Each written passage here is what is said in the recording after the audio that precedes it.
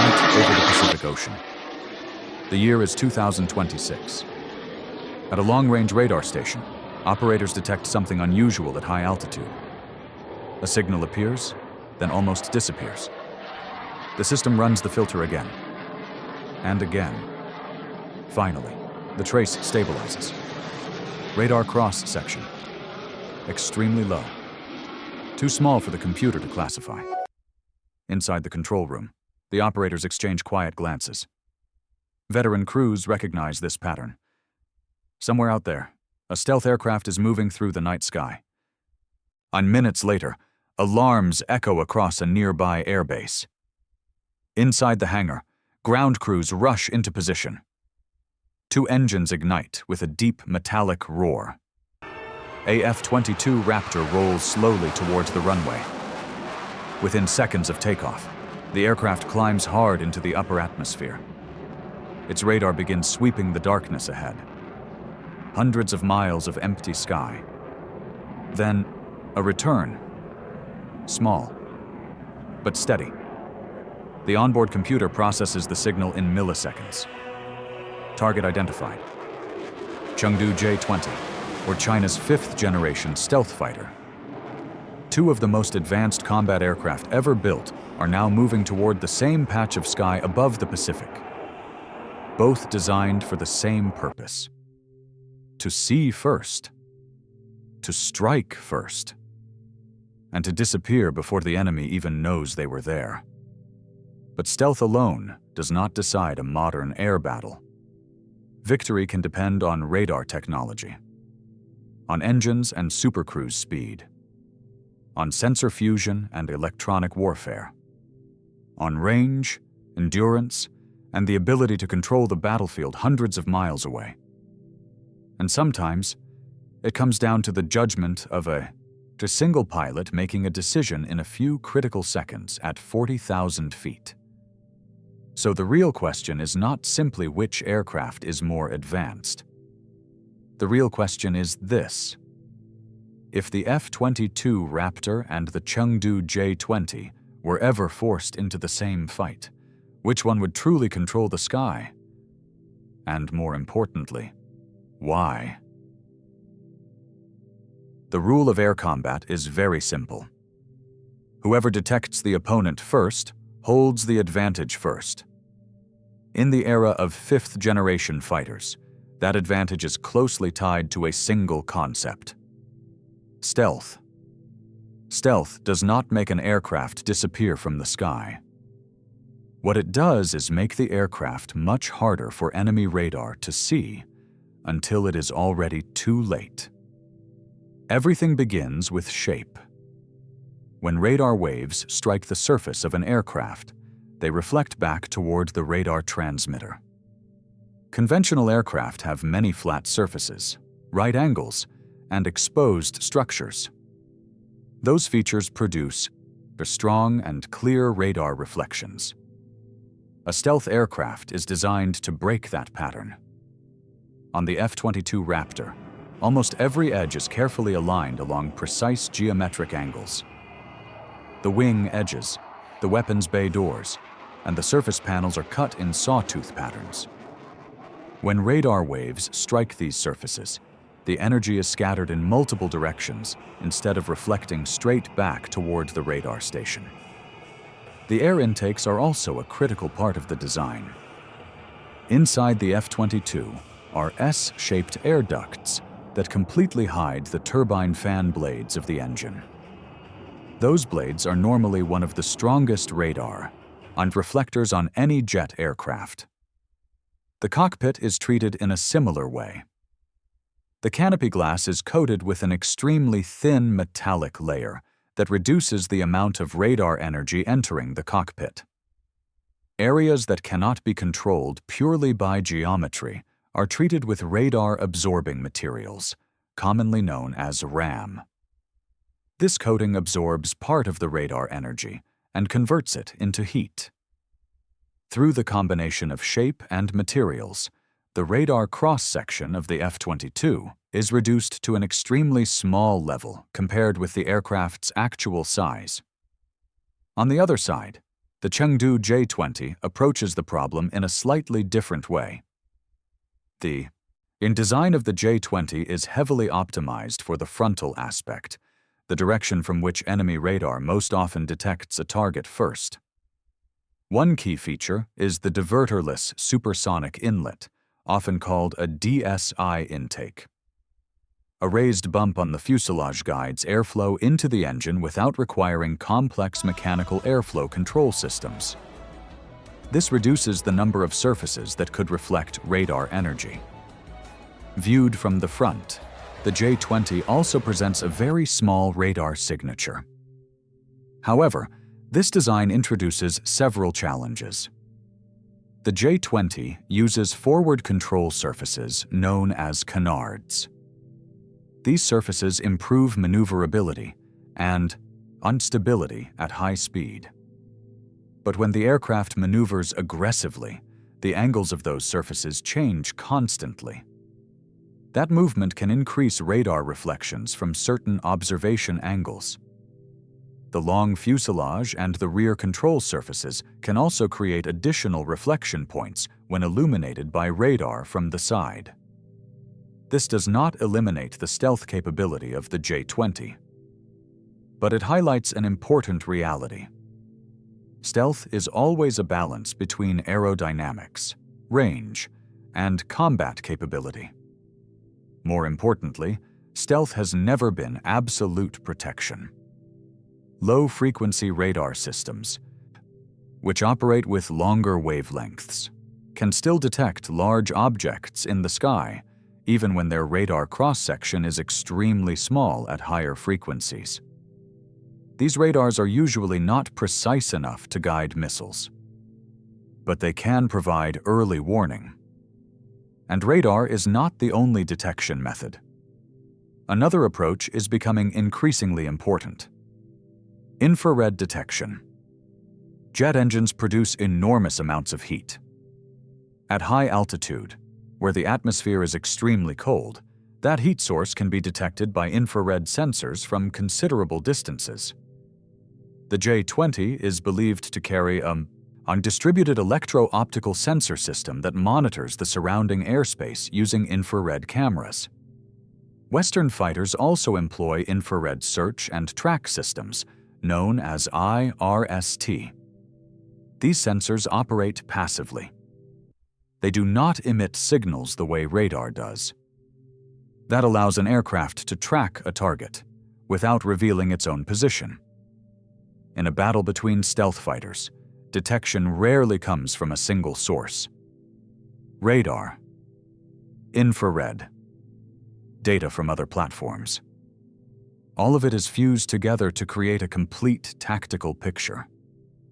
And once the enemy position is known with sufficient precision, the real battle begins. The phase of sensors, data, and long-range missiles. In modern air combat, stealth and sensors are only half of the equation. The other half lies in something that is discussed far less often: fuel and operational range. This factor becomes especially important over the vast skies of the Pacific Ocean. This is not Europe or the Middle East, where air bases are often separated by only a few hundred kilometers. Here, distances can stretch for thousands of kilometers. A fighter that does not have sufficient range must rely on aerial refueling aircraft.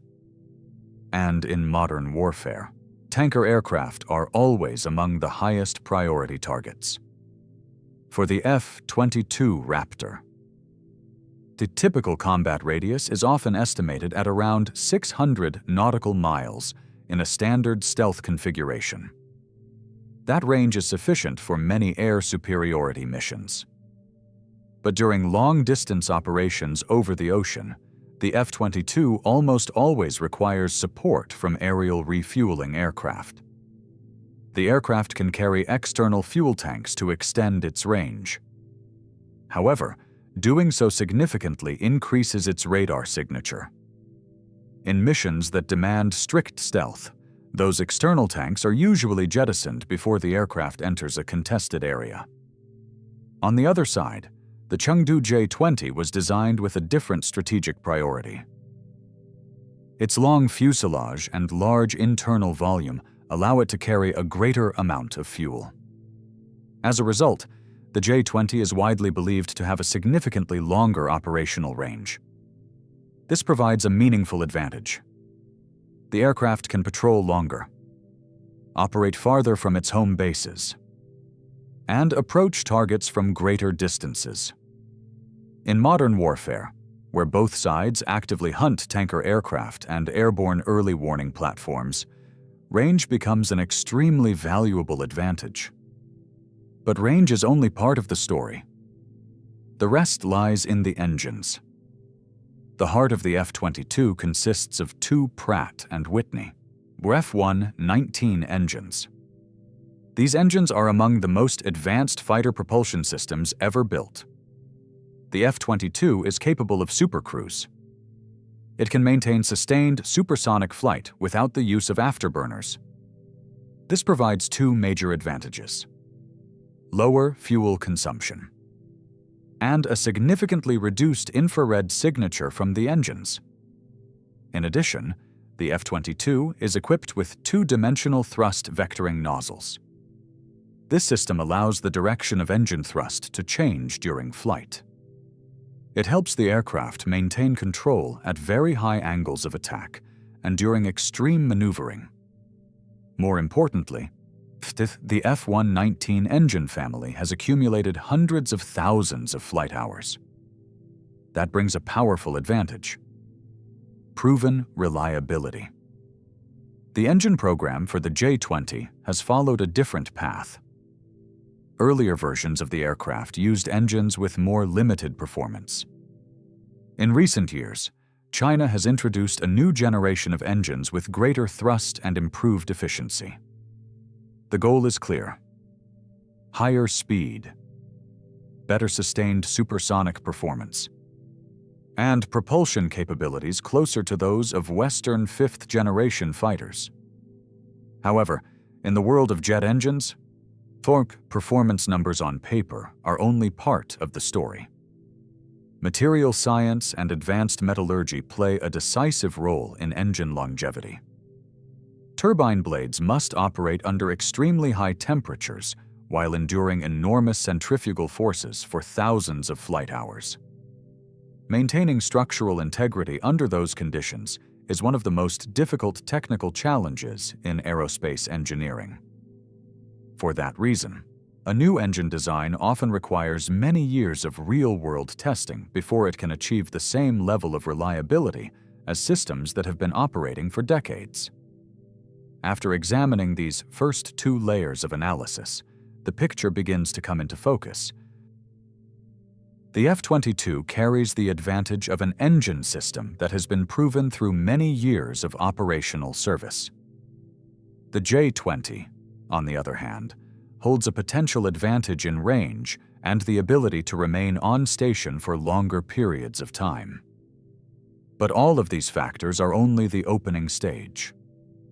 Because in a confrontation between stealth fighters, the real battle begins when sensors and weapons enter the equation. At this point, two clear trends have emerged. The F-22 Raptor holds an advantage in technological maturity and optimization for stealth combat. The Chengdu J-20 appears to hold an advantage in operational range and the ability to maintain a longer presence in the air. The question now becomes very direct. If you had to choose one of these aircraft for an air superiority mission, which one would you trust? Leave your choice in the comments. Because right after this, we move into the decisive phase of the battle. Radar, sensors, and the weapons bays of both aircraft begin to open. Airplane. Back to the battlefield. The distance between the two aircraft is now roughly 100 miles. At that range, the fight is not about speed or maneuvering. It is a contest of sensors, and radar. The Chengdu J-20, was often called the Mighty Dragon, carries one advantage of a later generation design. Its active electronically scanned array radar uses gallium nitride technology, allowing higher energy density and longer detection range compared with the earlier gallium arsenide systems used in the F-22 Raptor. The difference in technology may not appear dramatic.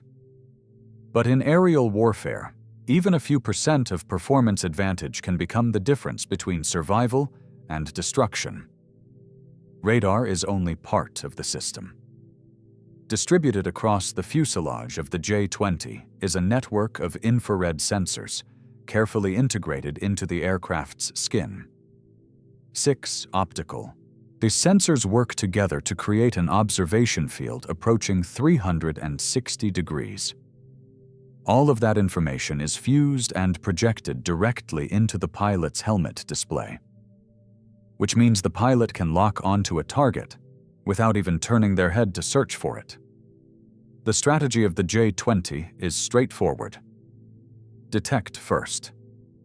Fire first. Leave the area before the opponent can respond. The weapons bay doors open, and PL-15 launches from the internal rack with tremendous acceleration. This missile uses a dual-pulse rocket motor, allowing it to maintain thrust during both the initial climb and the final phase of its flight path. That design allows the missile to sustain very high speed, even after traveling hundreds of kilometers. An active radar seeker guides the final phase of the intercept. At that point, the J-20 pilot can turn away and exit the combat zone. If every system performs as designed, this strike could end the battle long before the two aircraft ever see each other.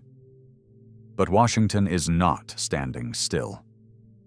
A modernization program worth more than $11 billion is transforming the F-22 Raptor into a configuration many pilots now call the Super Raptor.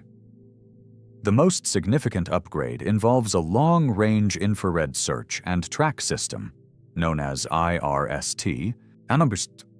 Unlike radar, an IRST sensor is completely passive. It does not emit any signal. It simply watches the sky for heat signatures. Jet engines produce exhaust temperatures that can exceed 2,000 degrees Celsius. Radar reflections can be minimized through stealth shaping. But heat cannot be hidden so easily. When the IRST system detects the thermal signature of a J-20 engine, the F-22 pilot can determine the target's location without ever activating the radar. Within the electronic battlespace, the Raptor remains almost invisible. Another development is quietly shifting the balance. Mounted and beneath the wings of the F-22 Raptor are a new generation of external fuel tanks. Their surfaces are shaped with stealth geometry, designed to minimize radar reflections. These tanks add a significant amount of fuel, extending the operational reach of the Raptor by roughly 850 nautical miles. The long-range advantage once associated with the Chengdu J-20 begins to narrow. Meanwhile, the battle itself is entering its most intense phase. Long-range missiles have already been launched. Electronic jamming spreads across the sky. Radar screens begin losing clear tracks. The distance between the two aircraft closes rapidly. 20 miles, 15 miles, 10 miles. At this range, long-distance tactics are finished. The sky suddenly feels much smaller. 2 fifth-generation fighters are about to enter a phase every combat pilot understands well: close-range air combat. The long-range missiles are already gone.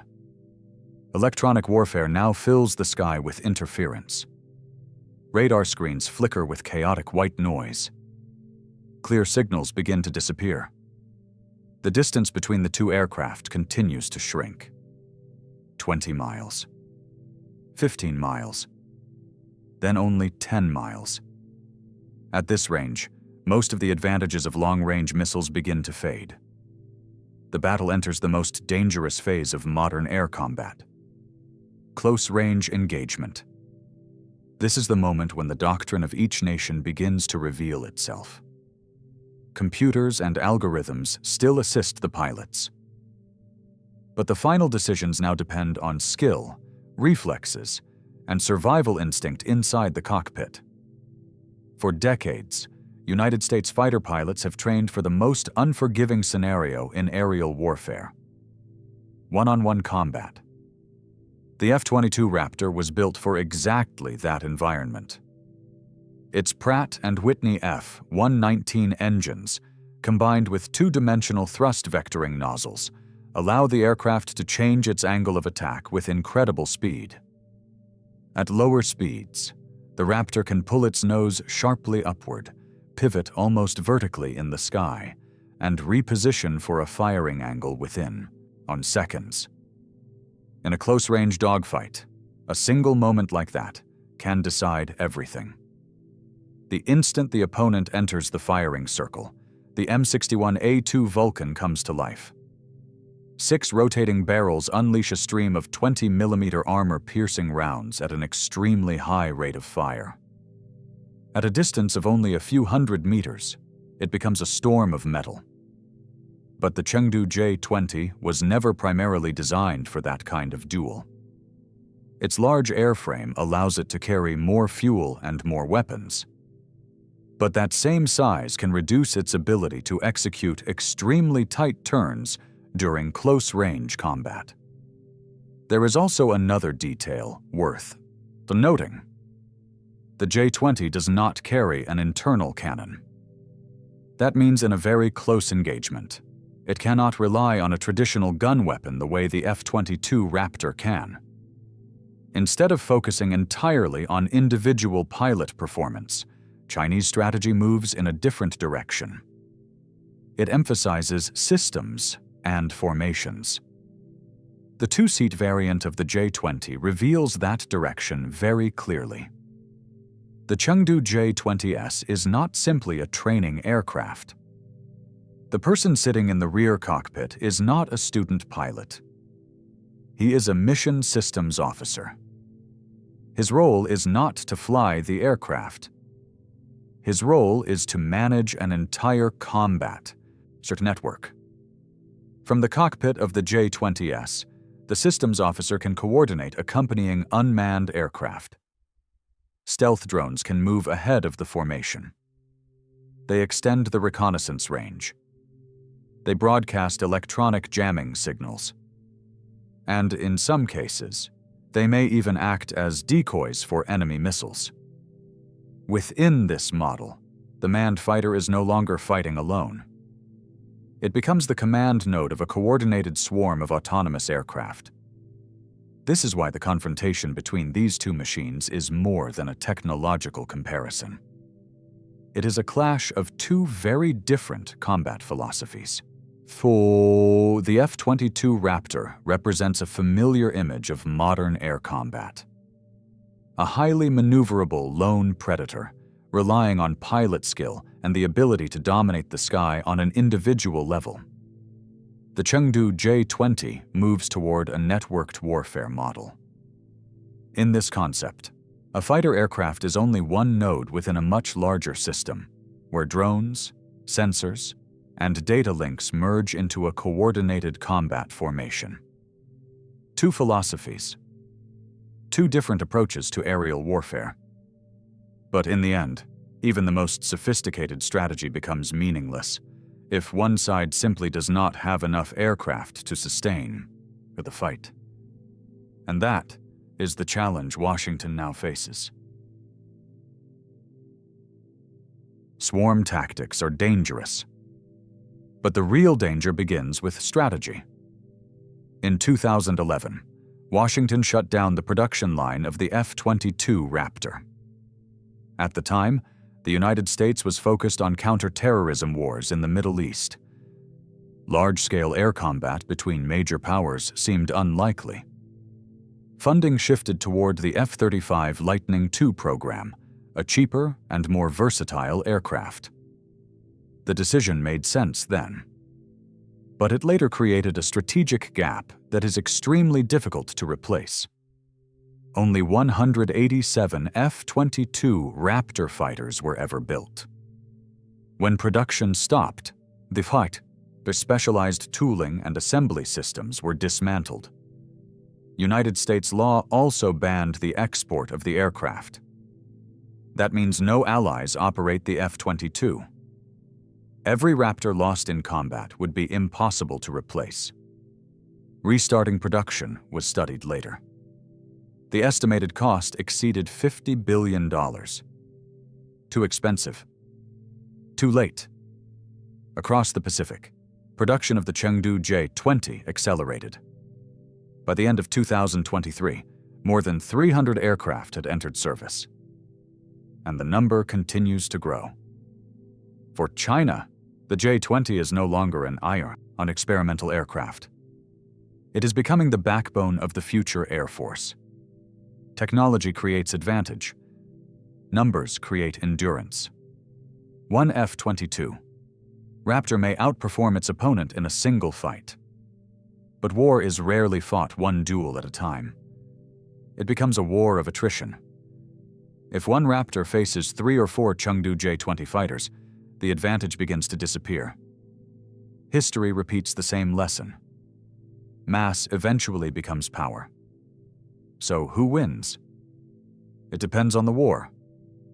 In a long conflict across the Pacific, where range, numbers, and drone networks matter most.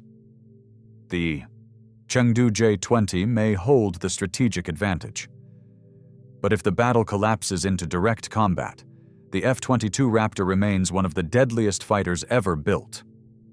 Stealth, extreme maneuverability, and the power of the M61A2 Vulcan. In close combat, the Raptor is still a lethal predator. In the end, technology can be copied. Experience cannot. And the decisions made by a pilot in the cockpit still matter. The story of speed in the sky did not start today. It began during the darkest years of global war, when the first jet fighter took flight. The Messerschmitt Me 262 was on faster than anything else in the skies of the Second World War. And it changed air combat forever. Its story is waiting on your screen. Click the video. Because to understand the future of air warfare,